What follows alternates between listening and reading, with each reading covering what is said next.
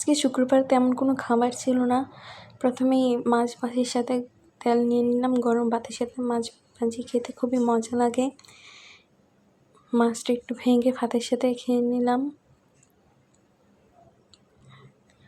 মাছ ভাজির তেল দিয়ে এটা খেতে খুবই মজা।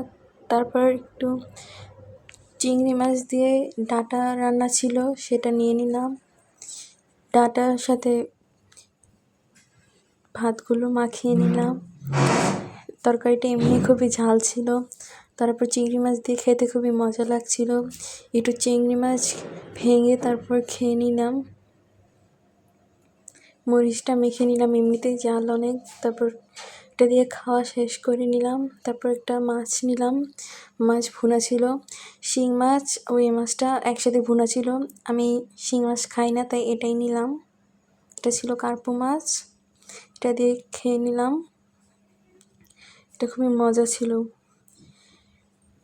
এটা দিয়ে খাওয়ার পর আবার একটু ভাত নিয়ে নিলাম, কারণ পুঁই শাক ছিল ছোটো চিংড়ি দিয়ে আলু দিয়ে।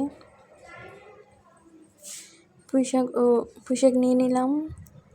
পুঁই শাকটা সবগুলো ভাতের সাথে পুঁই শাকটা মেখে নিব। এই ছোটো চিংড়িগুলো যখন বাইটে পড়ে খুবই মজা লাগে। সবগুলো ভাত মেখে তারপর একটু মাছ দিয়েও খাবো একসাথে।